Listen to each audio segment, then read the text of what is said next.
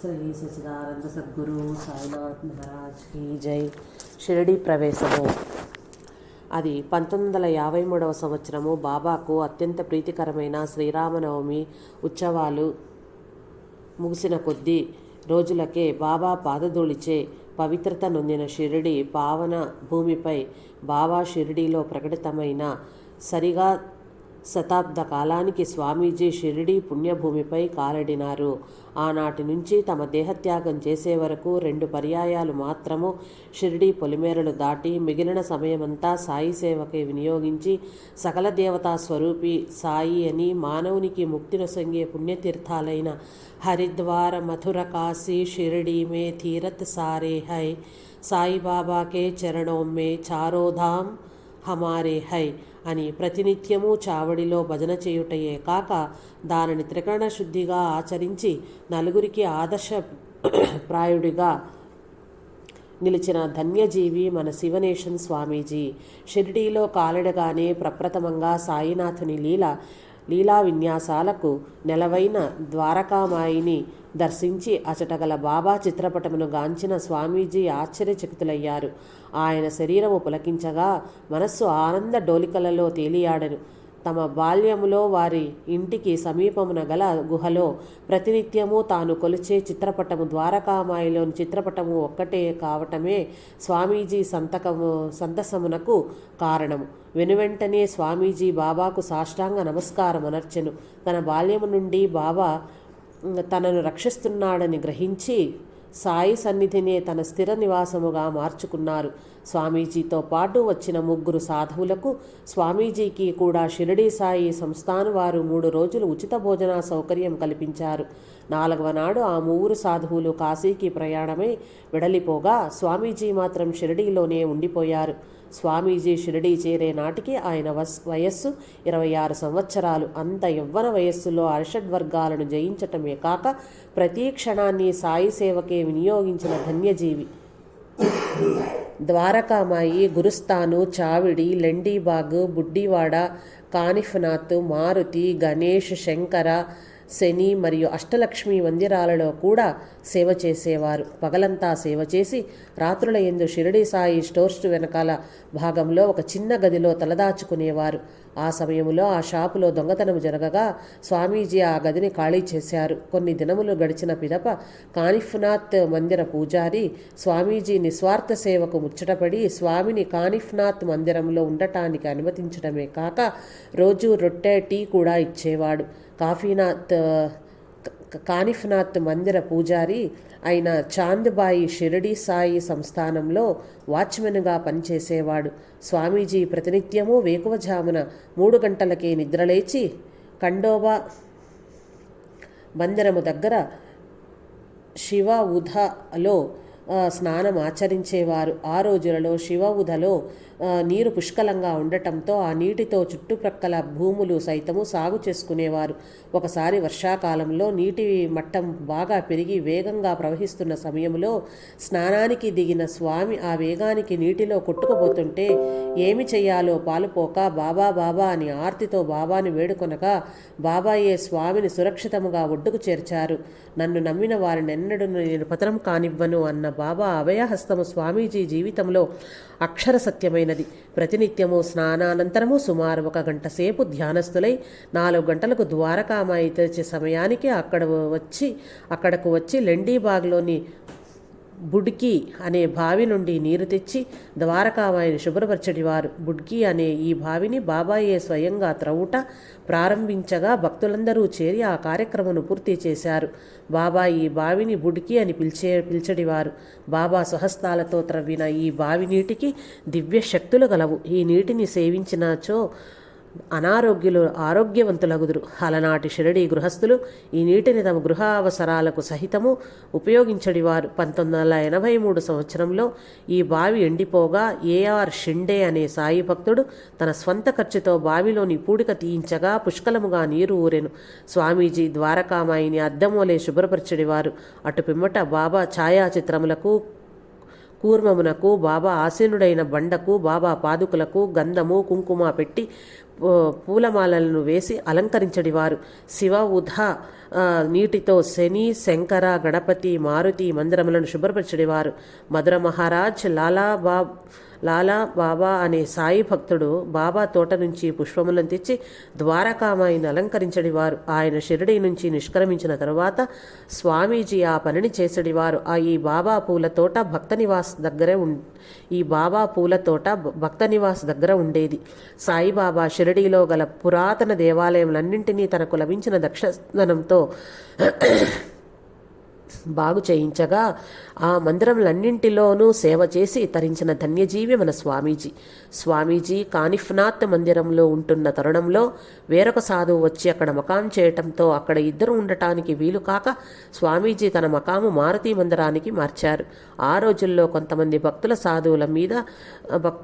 సాధువుల మీద సంస్థానం వారికి ఫిర్యాదు చేయగా సాధువులెవ్వరూ 3 రోజులకు మించి షిరిడీలో ఉండకూడదని ఉత్తర్వులు జారీ చేసి సాధువులందరినీ షిరిడీ నుంచి పంపివేశారు. కానీ సాయికి అత్యంత ప్రీతిపాత్రుడు, నిస్వార్థ సాయి సేవకుడు, నిరంతర సాయి కీర్తనాభిలాషి అయిన మన స్వామీజీని మాత్రం షిరిడీలో ఉండటానికి అంగీకరించారు సంస్థానం వారు. అప్పట్లో స్వామికి రోజు గడవటానికి 4 గణాలు సరిపోయేవి. అంత దక్షిణ లభించని రోజు ఒక బన్ను తిని టీ త్రాగేవారు. వాటికి కూడా డబ్బులు లేని రోజున లెండిబాగ్లోని బావి నీరు త్రాగి కాలం గడిపేవారు. ఎట్టి పరిస్థితుల్లోనూ దేనికి ఎవ్వరిని యాచించేవారు కాదు. ఆకలికి తాళలేని స్వామీజీ, బాబా నాకు ఆస్తిపాస్తులు వద్దు, ఆకలి బాధ తీర్చటానికి అన్నమైనా పెట్టించు, లేక ఆకలినైనా లేకుండా చెయ్యి అని ప్రార్థించేవారు. స్వామీజీ జీవితంలో పస్తులున్న రోజులు లెక్కించ తరము కాదు. అటువంటి పరిస్థితులలో సహితం సాయి సేవకు దూరమవుట కానీ భగవంతునిపై తనకు గల నమ్మకం వదులుట కానీ జరగలేదు. ఒకవైపు ఆకలి బాధను భరించలేక, మరొక వైపు ప్రజలు పెట్టే కష్టాలను నోర్చుకోలేక షిరిడీ వీడి ఎక్కడికైనా వెళ్ళిపోదామని తలంచి తనకు గల ఒక జత బట్టలను పుస్తకాలను మూటగట్టుకుని కాలినడకన షిరిడీ పొరిమేలను దాటారు. మధ్యాహ్న సమయం వరకు నడక సాగించి అలసి సొలసిన స్వామీజీ ఒక చెట్టు క్రింద సేద తీరుతూ నిద్రలోకి జారుకున్నారు. సాయంకాల సమయానికి అలసట తీరి నిద్ర మేల్కొంచి చెట్టుపైకి చూడగా అచట బాబా చిత్రపటం ఒకటి వేలాడుతూ కనిపించెను. తాను నిద్రించుటకు ముందు లేని ఈ బాబా చిత్రపటము ఎక్కడి నుండి వచ్చినది, ఇదేమి విచిత్రమని తలపోస్తూ దాహం తీర్చుకోవటానికి ఆ చెట్టు చెంతనే గల బావిలోకి చూడగా నీరు పుష్కలంగా పైకే ఉన్నవి కానీ చేతికి అందే రీతిన లేవు. చెట్టు కొమ్మ మీద నుంచి బావిలోకి వంగి చెంబుతో నీరు అందుకోవచ్చునని తలంచిన స్వామి తన జోలలో చెంబు కోసం గాలించగా అది కనిపించలేదు. దీని సారాంశాన్ని స్వామి తాను బాబాకు దూరంగా వెళితే నీరు కూడా లభించవని, ఇదంతా బాబా లీలయ్యేనని గ్రహించి వెనువెంటనే షిరిడీకి తిరుగుపాయనం సాగించెను. ఆ రాత్రికే షిరిడీ చేరి తాను చేసిన తప్పిదమునకు సాయినాథుని మనసారా క్షమించమని వేడుకుని తిరిగి తన నిత్యకృత్యములను కొనసాగించెను. ఒక పర్యాయము స్వామీజీ వస్త్రాలు జీర్ణమైపోయి కట్టుకున్న వస్త్రంతో మిగిలారు. ఆ వస్త్రము శుభ్రపరచుకునవలనన్నను వేరొక వస్త్రము లేక ఒండరులను యాచించుట తెలియని స్వామి తన కష్ట నష్టములను బాపువాడు బాబాయేనన్న దృఢ విశ్వాసంతో బాబాకు తన గోడు చెప్పుకొని లెండీబాగ్లో ధ్యానస్థులాయను. ఆ ధ్యానంలో ఒక అపరిచిత వ్యక్తి తనకు నూతన వస్త్రాలను బహుకరించినట్టు అనుభూతి కలిగెను. ధ్యానం ముగిసిన పిదప కొద్ది క్షణాలలో ఒక వ్యక్తి వచ్చి స్వామికి 2 నూతన వస్త్రములను సమర్పించి తనకు బాబా స్వప్నంలో దర్శనము సంగి లెండీబాగ్లో ధ్యానం చుకున్న వ్యక్తికి నూతన వస్త్రములు బహుకరించమని ఆదేశించగా తాను ఆ వస్త్రములను సమర్పించినట్లు విశదీకరించి వాటిని స్వీకరించమని స్వామిని వేడుకొనెను. వాటిని బాబా ప్రసాదంగా తలంచి ఆ వస్త్రములను బహుకరించిన వ్యక్తికి కృతజ్ఞతలు తెలియజేసి వాటిని స్వీకరించి వాటికి మూల కారణమైన బాబాకు కృతజ్ఞతలు తెలుపుకొనెను. మరొక పర్యాయము స్వామీజీ దుస్తులు మురికితో మాసిపోగా ఉత్తుకోవటానికి సబ్బు లేక కొనుక్కోవటానికి డబ్బు లేక లెండీబాగ్లో అదే ధ్యాసలో ఆలోచిస్తూ కూర్చున్నారు. అది సాయంకాల సమయం, సూర్యుడు అస్తమించే సమయం. చల్లని వాతావరణం ఆహ్లాదాన్ని కలిగిస్తోంది. స్వామీజీ ఆ ప్రశాంతత వాతావరణంలో బాబా నామస్మరణ చేసుకుంటుండగా ఒక ఆవుల మంద లెండీబాగ్ నుండి బయటకు వెళ్ళింది. అవి వెళ్ళిన తర్వాత చూస్తే ఒక గోవు పాద ముద్ర మీద కొత్తది బట్టలు ఉత్తుక్కునే సబ్బు దొరికింది.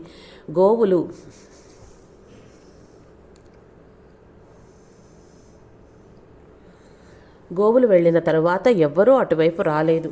అటువంటప్పుడు ఈ సబ్బు అచటకు ఎలా వచ్చింది అని స్వామీజీ ఆలోచించగా అదంతయు బాబా లీలయేనని బోధపడింది. ఆ సబ్బుతో బట్టలు శుభ్రపరుచుకున్నారు. ప్రతి చిన్న విషయానికి సాయినాథుడు స్వామికి అండదండగా నిలిచి నేనుండగా భయమేలా అని స్వామి కష్టాలను కడదేర్చేవారు. ఒకరోజు స్వామీజీ సమాధి మందిరంలో ధ్యానం అనర్చుకొనుచున్న సమయమున ఆయన బట్టలు ఒక తుండు ఆధ్యాత్మిక గ్రంథాలు దొంగలింపబడెను. స్వామీజీ కట్టుబట్టలతో మిగిలారు. దీనికి స్వామీజీ ఏమాత్రం విచారించలేదు. నాకు చేదోడు వాదోడుగా బాబా ఉండగా నాకేమి అని నిశ్చింతగా లెండిబాగ్లో ఆసీనులై ధ్యానమరచసాగెను. ధ్యానములో ఒక అపరిచిత వ్యక్తి తనకు బాబాకు అలంకరించినటువంటి వస్త్రం లాంటిది ఇస్తున్నట్లుగా భ్రమ కలిగింది. ఒక అర్ధగంట గడిచిన తర్వాత ఒక వ్యక్తి స్వామీజీ ధ్యానములో కనబడినటువంటి వస్త్రాన్ని బహుకరించాడు. మరికొద్ది క్షణాలకే వేరొకతను వచ్చి స్వామీజీకి వస్త్రాలు బహుకరించిన వ్యక్తికి నూతన వస్త్రాలిచ్చి వెళ్ళిపోయాడు. స్వామీజీకి మొదట వస్త్రాలనిచ్చిన వ్యక్తి బాబా స్ఫూర్తితో తాను స్వామికి వస్త్రాలనివ్వగా బాబాయే స్వయంగా తన నూతన వస్త్రాలను ప్రసాదించాడని పరమానందభరితుడయ్యాడు. ఆ ఆనందంలో స్వామికి భోజనం కూడా పెట్టించాడు. ఆపదలనున్న వారిని మంచి వారికి మనం సహాయము చేస్తే భగవంతుడు ప్రసన్నుడై తన కృపార్ణవాన్ని మనపై కురిపిస్తాడని ఈ సంఘటన స్పష్టము చేయుచున్నది.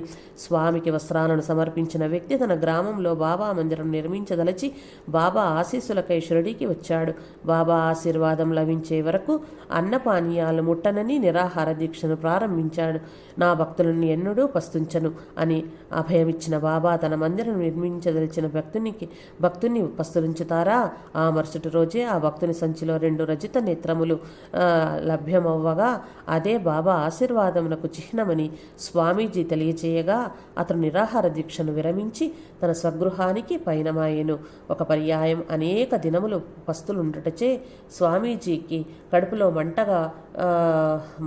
మంట రాగా పెరుగు త్రాగుదామనుకుంటే డబ్బు లేక వేరే మార్గం ఏమీ లేక గత్యంతరము లేక షిరిడి సాయి స్టోర్స్ యజమానిని అడిగి ₹1 అప్పు తీసుకుందామని వెళ్ళగా ఆ షాపు యజమాని లేని కారణంగా గుమాస్తా స్వామికి అప్పివ్వని నిరాకరించాడు. ఏ దిక్కు లేని వాడికి దేవుడే దిక్కని తనను ఎన్ని వేళలా కంటికి రెప్పగవలే కాపాడుచున్న ఆ బాబాయే తనకు రక్షాయని తలంచి లెండీబాగుకు వెళ్ళి అచ్చటగల కాలువలో ముఖ ప్రక్షాళన గావించుకొనుచుండగా ఆ నీళ్లలో ₹1/2 నాణెం ఒకటి, పావలా నాణెం ఒకటి, బేడా నాణెం ఒకటి, 2 అణాకాసులు మొత్తం ₹1 లభించింది. తనను ఆపద నుండి రక్షించుటకు బాబాయ్ ఈ రీతిగా తనకు కావలసిన ధనాన్ని సమకూర్చారని అవగతన చేసుకున్న స్వామీజీ బాబాకు కృతజ్ఞతాపూర్వక నమస్కారములు తెలియజేసుకుని ఆ ₹1తో పెరుగు త్రాగగా బాధ నివారణ కలిగింది. సాయిని ఎంత దృఢభక్తితో కొలిస్తే అంత వేగిరమే మన మనోవాంఛలను నిర్ణయిస్తారని ఈ సంఘటన రుజువు చేస్తోంది. స్వామీజీ షిరిడి వచ్చిన ప్రథమంలో తమ బట్టలను ఎల్లప్పుడూ తెల్లగా ఉండేటట్టు శ్రద్ధ వహించేవారు. కానీ ద్వారకామాయిని శుభ్రపరిచేటప్పుడు, దీపాలను శుభ్రపరిచేటప్పుడు బట్టలకు నూనె మరకలై మురికి అయ్యేవి. కొన్ని రోజులు గడిచిన పిదప వస్త్రాలను తెల్లగా ఉంచుకొనుట కంటే మనస్సును స్వచ్ఛంగా ఉంచుకోవాలని గ్రహించి బట్టల యందు శ్రద్ధ చూపేవారు కాదు. ఏ భక్తుడైనను బట్టల మురికిని గురించి ప్రశ్నించగా ఇది మురికి కాదు, మన పాపాలను ప్రక్షాళనం చేసే పరమపావన ద్వారకామాయి ప్రసాదితమని అణుకువగా చెప్పేవారు. స్వామికి ద్వారకామాయి అనగా అత్యంత శ్రద్ధాభక్తులు. స్వామి శుభ్రపరిచిన పిదప ద్వారకామాయి అద్దం వలె ఉండడిది. ద్వారకామాయిలోని దీపస్తంభములు సువర్ణ కాంతులీనున్నట్లు శ్రద్ధ తీసుకొనిడి వారు బాబాచే మాయి అని పిలిపించుకొని ధన్యత చెందిన ద్వారకామాయిని ఎంత శుభ్రపరిచే మన పాపములు అంత వేగరముగానే ప్రక్షాళన మగునని సెలవిచ్చడివారు. స్వామీజీ ఎన్ని వేళలా ద్వారకామాయిని అతి శుభ్రంగా ఉంచడివారు. స్వామీజీ ఎల్లవేళలా ద్వారకామాయిని అతి శుభ్రంగా ఉంచడివారు. ఈ కార్యక్రమంను మనస్ఫూర్తిగా నిర్వహించడివారు. ఇది బాబా తనకు కలగచేసిన అదృష్టమని మురిసిపోయేవారు. స్వామీజీ చాలా కాలం వరకు ఒక తుండును కట్టుకుని మరొక తుండును తలపాగాగా ధరించడివారు. శరీరంపై చొక్కా గానీ కనీసం బనీను గానీ ధరించడివారు కాదు. వయస్సు మీరిన తర్వాత స్వామీజీని తరచూ ఆస్తమా బాధించుటచే వైద్యుల సలహాపై కద్దరు బనీను ధరించుట మొదలుపెట్టెను. ఒకనాడు బొంబాయి నుండి ఒక భక్తుడు సాయి దర్శనార్థమై షిరిడీకి వచ్చి తాను రోజు ఒక భక్తునికి భోజనం ఏర్పాటు చేయదలంచి అందుకు గాను కొంత పైకాన్ని సమాధి మందిర పూజారిగా పనిచేస్తున్న ఉద్ధవరావు దేశపాండే గారికి సమర్పించెను.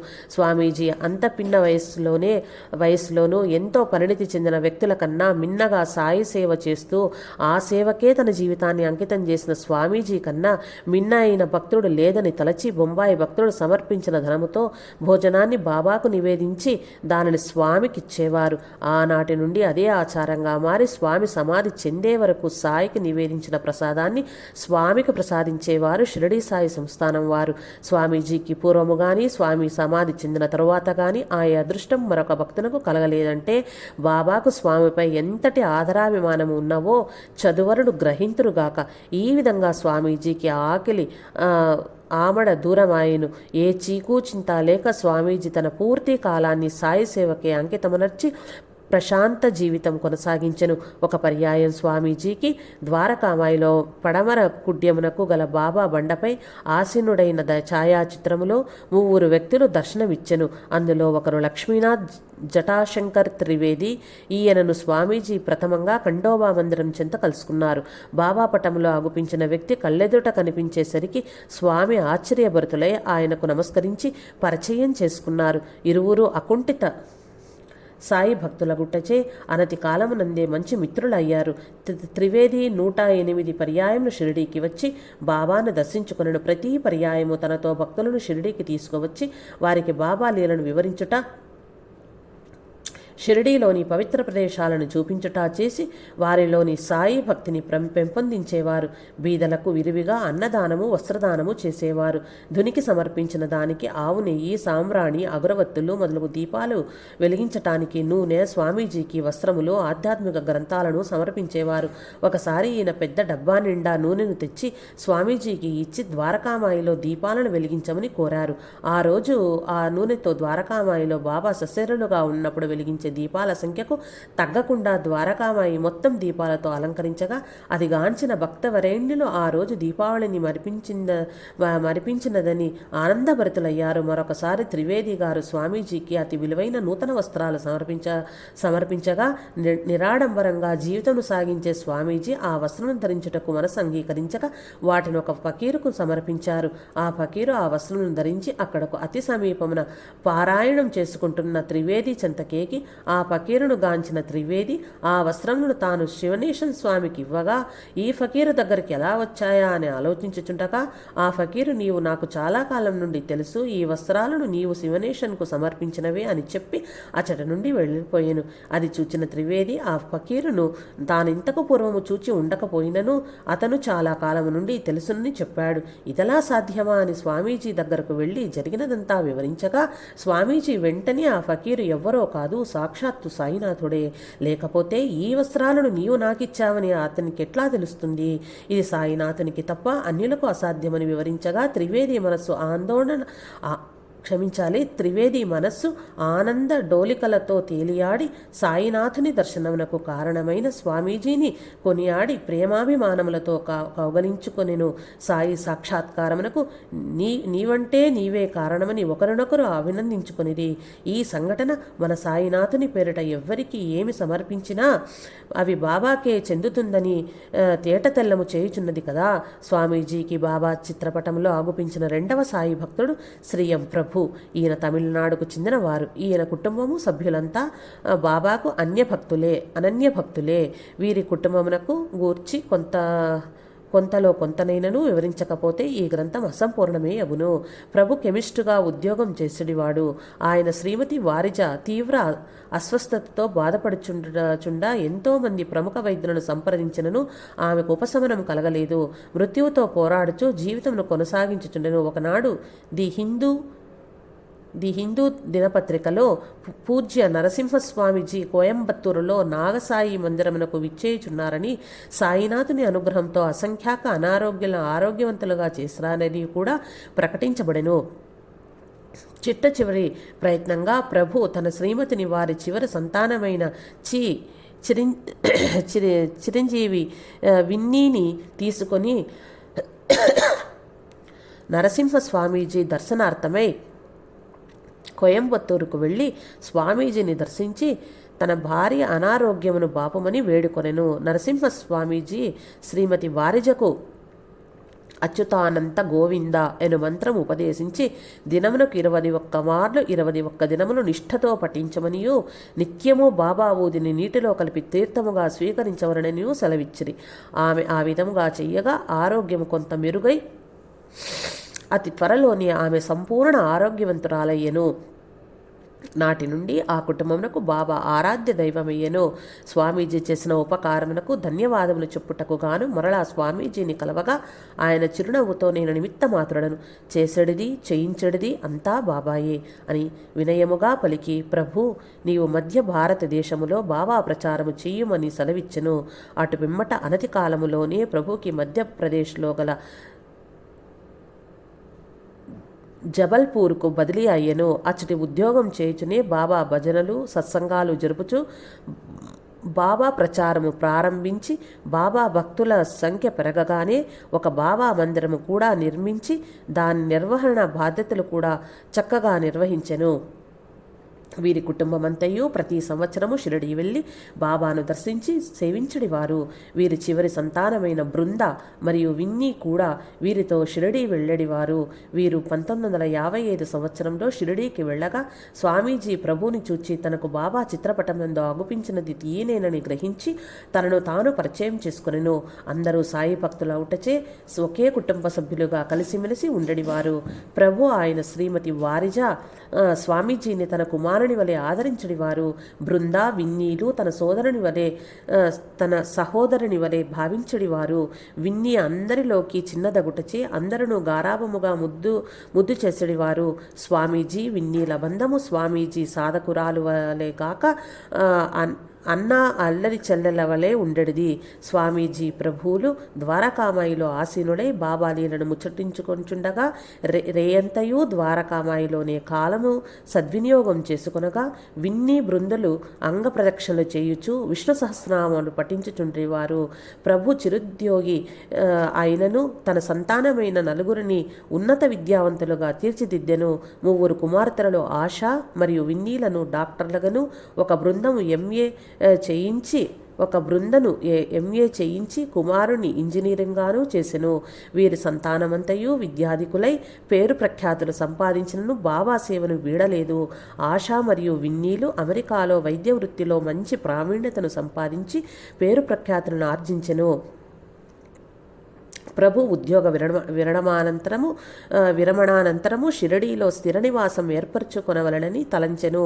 కానీ షిరిడీలో వైద్య సదుపాయములు లేని కారణమున షిరిడీకి సమీపమున గల పూనా పట్టణమున బన్నీరు రోడ్డులో గల సింధ్ కాలనీలో స్థలము కొనుగోలు చేసి గృహ నిర్మాణమునకు ఏర్పాట్లు గావించుకుని స్టీలు, సిమెంటు, బస్తాలు మొదలైనవి ఆ ఖాళీ స్థలము అందు ఉంచెను. ఆ కాలనీలో చెదురుముదురుగా గృహములు ఉండుటచే దొంగల భయం అధికముగా ఉన్నను బాబాపై భారము వేసి గృహ నిర్మాణమునకు శ్రీకారము చుట్టెను. రాత్రులందు సహితము కాపలా మనిషిని నియమించుకొనలేదు. ప్రభు స్థలమునకు అతి సమీపమున గల వేరొక గృహిణి ఒకనాటి అర్ధరాత్రి సమయమునందు ప్రభు స్థలమును దగ్గర ఒక ఆజానుబాహుడైన ధవళ వస్త్రధారి చేతిలో ఒక చిన్న కర్రను పట్టుకుని కాపలా గాంచెను. తెల్లవారిన పిదప ప్రభు శ్రీమతియగు వారిజను మీరెవరినైనా కాపలా పెట్టించారా అని ప్రశ్నించి ఆ రాత్రి తాను గాంచిన వ్యక్తి గురించి వివరించగా శ్రీమతి వారిజ తక్షణమే ఆ మహనీయుడు మాకే కాదు ఈ జగత్తుకంతటికీ రక్షకుడు, ఆయనే సాయిబాబా అని చెప్పెను. సాయినాథుడు తాను నమ్మిన వారిని రక్షించుటయే కాక వారి ఆస్తిపాస్తులను సైతము రక్షించుటకు కాపలాగారునిగా మారి తన భక్తుల కొరకు తాను ఎటువంటి కష్టములైనను అనుభవించునని తెలియచేయు బాబా యొక్క కరుణామృతమును వర్ణింపనెవరికి సాధ్యము. 1987 సంవత్సరంలో హృద్రోగి అయిన ప్రభు తీవ్ర అనారోగ్యంతో బాధపడసాగెను. విన్నీ తరచూ అమెరికా నుండి షిరిడీకి వచ్చి సాయినాథుని మరియు స్వామీజీ తన తండ్రి ఆరోగ్యవంతునిగా చేయమని ప్రార్థించినది. ఆ సమయంలో స్వామీజీ రామలింగ స్వామి విరచితమైన ఆంబ్రోషియా ఇన్ షిరడి పుస్తకమునిచ్చి అందరికీ అర్థమగు రీతిలో సులభ శైలిలో వ్రాయుము అని ఆజ్ఞాపించెను. 1987వ సంవత్సరం నవంబరు మాసములో ప్రభు స్వర్గస్థులాయను. ఆ విచారములో విన్ని స్వామీజీ చెప్పిన మాటలను ఏ విధముగా అమలుపరచవలన ఆయన ఆలోచించసాగెను. ఈమె 1994 సంవత్సరంలో అమెరికా నుండి తిరిగి వచ్చి షిరిడీలో శ్రీనివాసం ఏర్పరచుకుని సాయి సేవకే తన జీవితం అంకితమునర్చెను. ఇంతకు పూర్వము ఏ విధమైన రచనానుభావము లేకపోయినను 2000 సంవత్సరంలో ఆంబ్రోషియా ఇన్ షిరిడీ గ్రంథమును కలర్ ఫోటోలతో సులభ శైలిలో అత్యంత సుందరముగా రచించి ప్రచురించెను. మహనీయుల వాక్కులెన్నటికీ వృథా పోవని ఈ సంఘటన స్పష్టము చేయుచున్నది కదా. ఈ గ్రంథము బెంగుళూరులో ఆవిష్కృతమైన రోజునే 1000 ప్రతులు అమ్ముడు పోవుట ఈ గ్రంథం యొక్క ప్రాశస్త్యము తెలియకనే తెలియజేయుచున్నది. ఈ గ్రంథము హిందీ, కన్నడ మరియు తెలుగు భాషలోకి కూడా అనువదించబడెను. సాయినాథుని మరియు స్వామీజీల ఆశీర్వాద ప్రభావం వలన దీనిని తెనిగించుచు అదృష్టము నాకు లభించినది. ఈ గ్రంథములో షిరిడీలోని ముఖ్య దేవాలయములు పూర్తి వివరములతో ఛాయాచిత్రముగా ముద్రించుటచే షిరిడీని దర్శించే భక్తులు ఇది మార్గదర్శికగా ఉపయోగపడుచున్నది. అటు పిమ్మట ఆంబ్రోషియా ఇన్ షిరిడి 2వ భాగము కూడా విన్ని రచయించి ప్రచురించెను. ఇందులో బాబా మహాసమాధికి పూర్వం జరిగిన లీలలు సచ్చరిత్ర ఎందు పొందపరిచినవి పూర్తి వివరములతో వర్ణించబడెను. ప్రస్తుతం విన్ని షిరిడీకి సమీపమున గల కొరల్వా గ్రామమున బాబా మందిరమును నిర్మించి ఆ మార్గమున వచ్చి బాబా పల్లకీలను తెచ్చు భక్త వరేణ్యులకు అన్ని విధముల సహాయ సహకారములు అందించుచుండెను. షిరిడీలో జరుగు ప్రధాన ఉత్సవముల సమయమున పల్లకీలు అధిక సంఖ్యలో తెచ్చు భక్తుల అవసరార్థమై ఉచిత వైద్య సేవలను అందించుట, భక్తులకు వసతి, ఆహార పానీయములు సమకూర్చుచుండెను. ఈ సమయమునందే విన్నీకి మాతృవియోగం సంభవించెను. అట్టి విపత్కర సమయమునందు కూడా బాబా ప్రచారము నిరంతరము కొనసాగుచుండెను. ఇదంతయు బాబా స్వామీజీలే నా చేత చేయించుచున్నారని సవినయముగా తనను ప్రశ్నించిన వారికి విన్నవించెను. స్వామీజీకి బాబా ఛాయాచిత్రంలో అగుపించిన 3వ వ్యక్తి ఎవరైనది స్వామీజీ వివరించలేదు. స్వామీజీ యొక్క నిస్వార్థ సాయి సేవను, భక్తి తత్పరతను గుర్తించి నాటి షిరిడి సాయి సంస్థాను కోర్టు రిసీవర్ చావడీస్ బాధ్యతను స్వామీజీకి అప్పగించారు. ఆ రోజుల్లో చావడిని గురువారం మాత్రమే ఉదయం 6 గంటల నుండి మధ్యాహ్నం 2 గంటల వరకు, తిరిగి సాయంత్రం 4 గంటల నుండి రాత్రి 8 గంటల వరకు తెరిచి ఉంచేవారు. ప్రతి గురువారము చావడి తెరిచి శుభ్రము చేసి ఎంతో అందంగా భక్తుల హృదయాలను అలరించే రీతిని అలంకరించి అచ్చటకు వచ్చిన భక్తులకు సాయి లీలను వివరించి వారికి బాబాపై గల భక్తి విశ్వాసాలను పెంపొందించేవారు. చావడి తెరిచి ఉన్నంతసేపు అచ్చటనే ఆసీనులై చావడిని అత్యంత పరిశుభ్రంగా ఉంచడివారు. ఎంతో శ్రద్ధాభక్తులతో చావడి బాధ్యతను నిర్వహించుచున్న స్వామిని అందరూ చావడి బాబా అని పిలవసాగిరి. స్వామీజీ చావడి బాధ్యతను అత్యంత బాధ్యతాయుతంగాను భక్తి శ్రద్ధలతో నిర్వహించుటగాంచిన కోర్టు రిసీవర్ భక్తులకు పంపే బాబా ప్రసాదం కవర్లపై చిరునామాలు వ్రాసే పనిని కూడా స్వామికి అప్పగించి అందుకు గాను నెలకు 15 రూపాయలు గౌరవ భృతిని కూడా ఏర్పాటు చేసి స్వామీజీకి ద్వారకామాయిలో పల్లకి గదికి ప్రక్కనే గల గదిలో నివసించటానికి అనుమతిని సంగెను. ద్వారకామాయి ప్రవేశమే సర్వదుఃఖ పరిహారమనని బాబాయే స్వయముగా నుడివెను. మసీదు మాయి బాబా పాదస్పర్శతో అణువణువు పావనమై సాక్షాత్తు పరబ్రహ్మమైన సాయినాథుని తన హక్కున చేర్చుకుని సాయిలీలను కనులారా గాంచి మనసారా ఆస్వాదించి సాయిలీలకు సాక్షిభూతమై అందరికీ అమ్మయ్యి అలలారుచున్నది ద్వారకామాయి. సకల ప్రాణకోటిని ఉద్ధరించినది ద్వారకామాయి. సర్వమత సమ్మేళనానికి ఒక ప్రతీక ఈ ద్వారకామాయి. కులమతాలకు అతీతమైన అందరిపై ఆప్యానురాగాలు కురిపించును. బాధ తప్త మానవులకు ఇదొక మానవ సరోవరము. ఇందు అడుగిడిన ప్రతి వ్యక్తి తన ఉనికినే మరిచి మరో ప్రశాంత ప్రపంచములో అడుగిడిన అనుభూతికి లోనగును. సాయినాథుడు స్వహస్తాలతో ప్రజ్వలింపచేసిన ధుని మాత కూడా ఇందు కలదు. హిందువులకు ఆరాధ్యనీయమైన తులసి బృందావనము, మహమ్మదీయులకు పరమ పవిత్రమైన నింబారు, బాబా ఆసీనుడైన శిలా మొదలగు ఎన్నింటికో నిలయమై ఈ ద్వారకామాయి షిరిడీలో ముఖ్య మందిరమై విరాజిల్లుచున్నది. ఇంతటి మహిమాన్విత మందిరము ప్రపంచములో మరెక్కడా కానరాదు. సర్వమానవులకు ఆరాధ్యనీయమైన మందిరములుండిన ఉండు కాక సర్వప్రాణులను ఉద్ధరించే మందిరము మాత్రము ఇలలో ఇదొక్కటే. ఇంతటి మహిమాన్విత మందిరములో నివసించు భాగ్యము బాబా మన స్వామీజీకి కల్పించారంటే స్వామిపై సాయినాథుని కరుణా కటాక్షములు ఏ స్థాయిలో ఉన్నవో మన అందనివి.